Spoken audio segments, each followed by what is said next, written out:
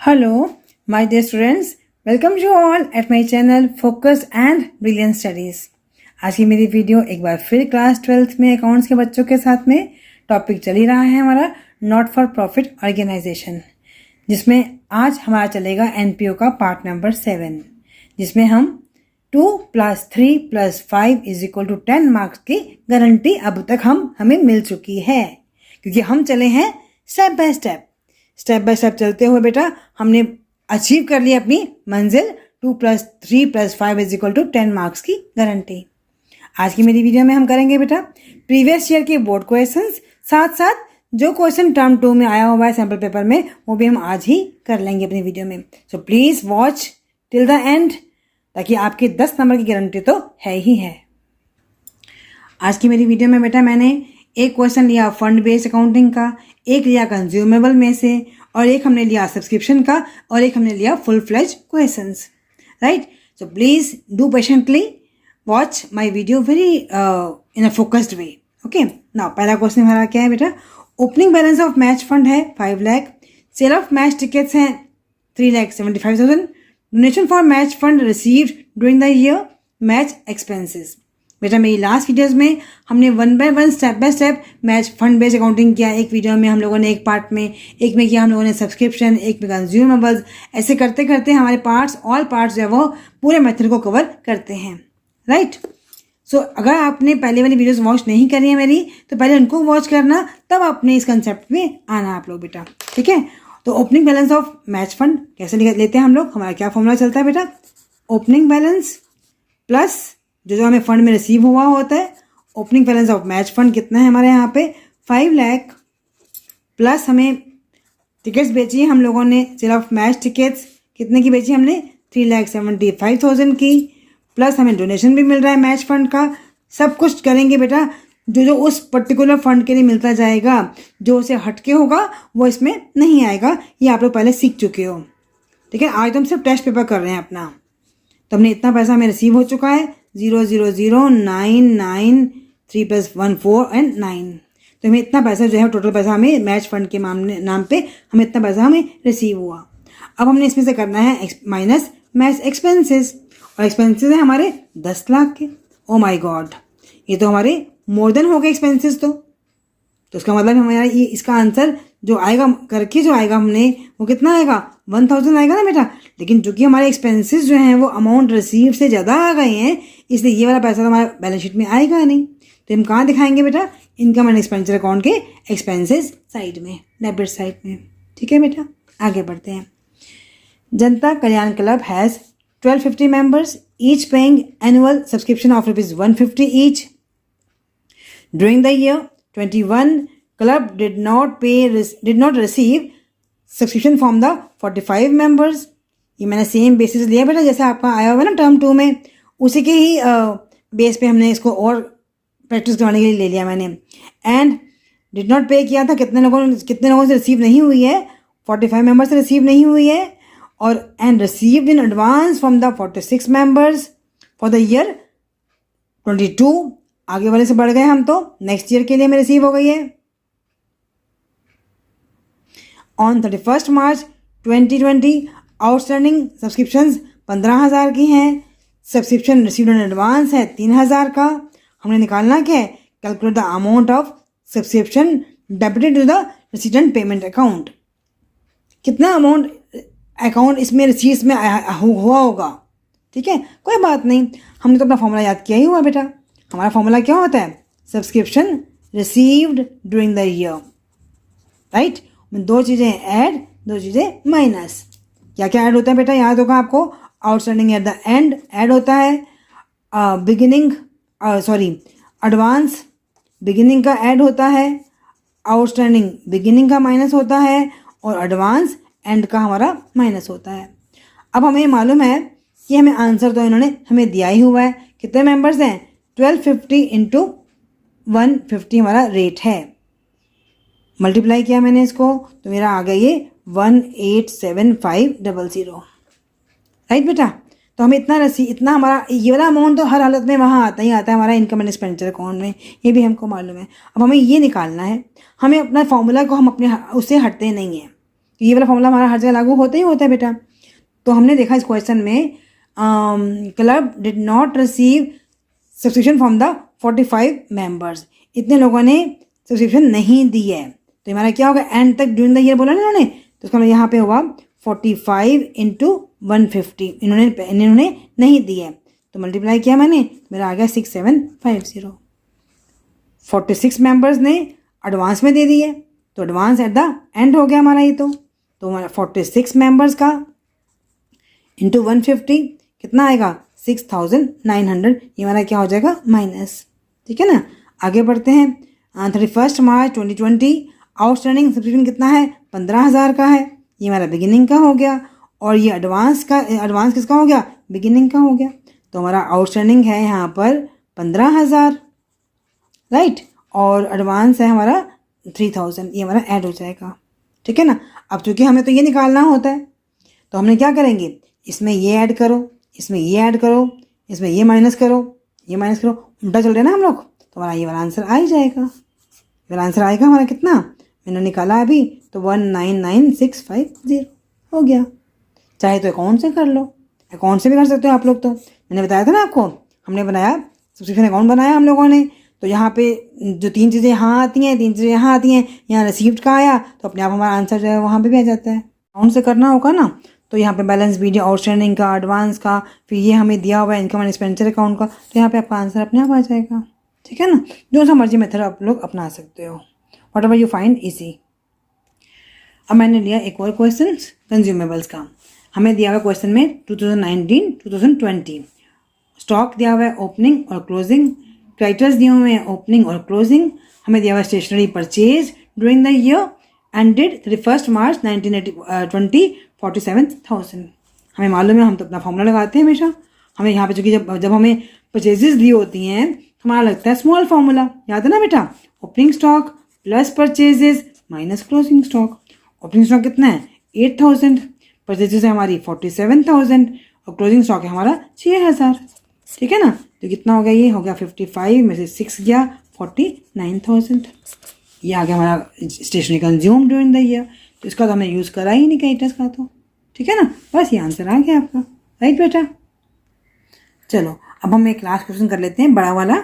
हमें दिया हुआ है क्वेश्चन में रिसीट एंड पेमेंट अकाउंट दिया हुआ है, रिसीट साइड दी हुई है, पेमेंट साइड दी हुई है हमको, और नीचे हमें दी हुई है एडिशनल इन्फॉर्मेशन। हमें दी हुई है नंबर 1, पहले हम पकड़ते हैं हमेशा इसको, है ना, 1 बाय 1 इसको पहले हम करते जाएंगे, फिर हम अपना ऊपर वाले पार्ट्स को लेते हैं।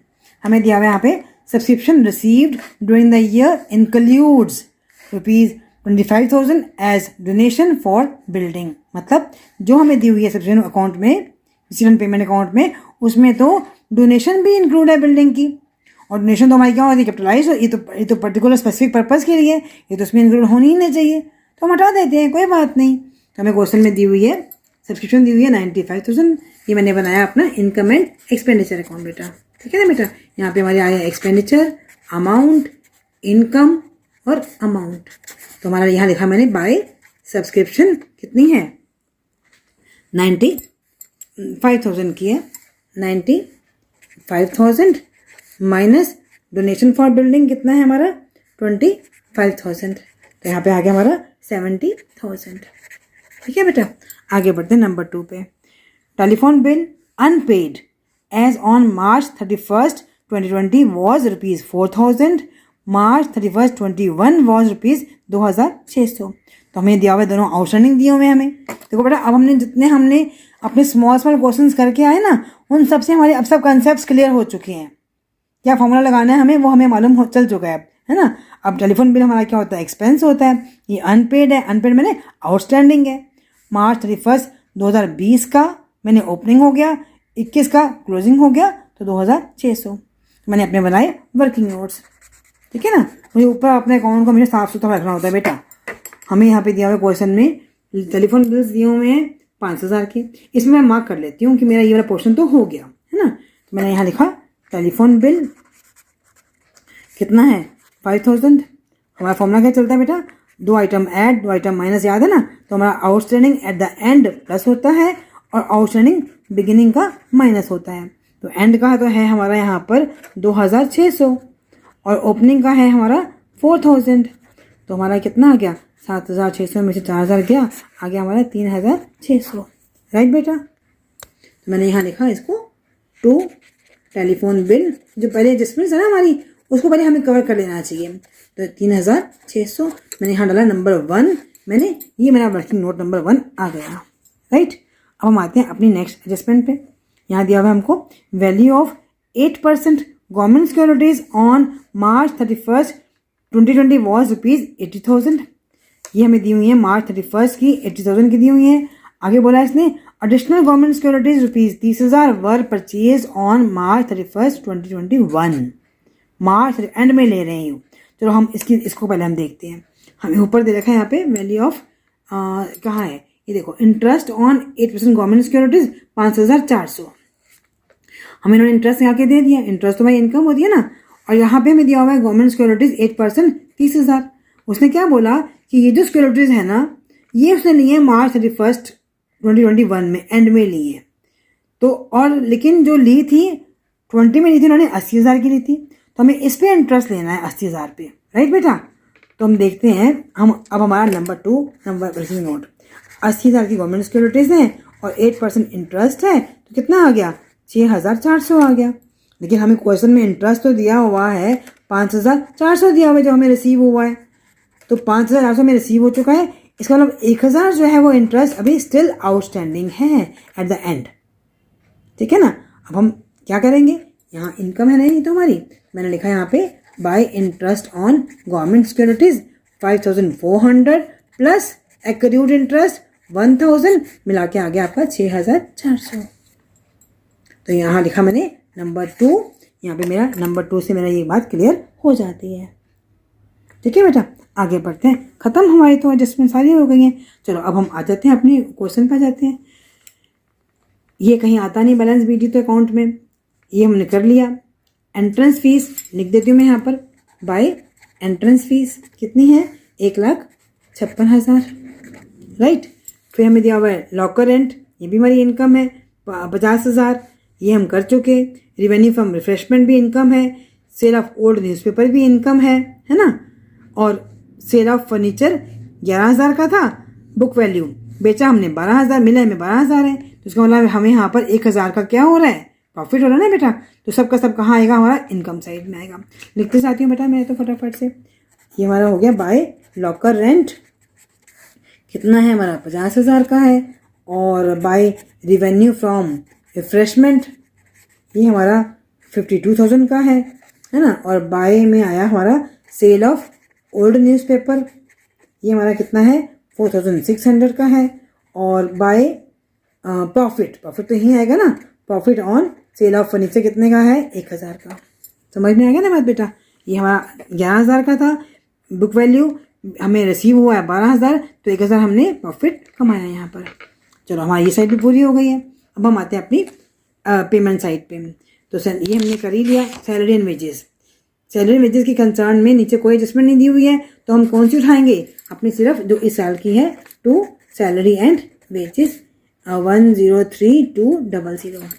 फिर हमें दिया हुआ है यहाँ पे क्वेश्चन में सन्ड्री एक्सपेंसेस, ये भी आएंगे, रिफ्रेशमेंट एक्सपेंसेस भी आएंगे, टेलीफोन बिल हम कवर कर चुके हैं, rent and rates, library books तो हमारी क्या है, एसेट है, ये तो यहाँ पे आएगी नहीं, और नीचे हमें कोई इसके ऊपर रिडक्शन भी नहीं दिया हुआ।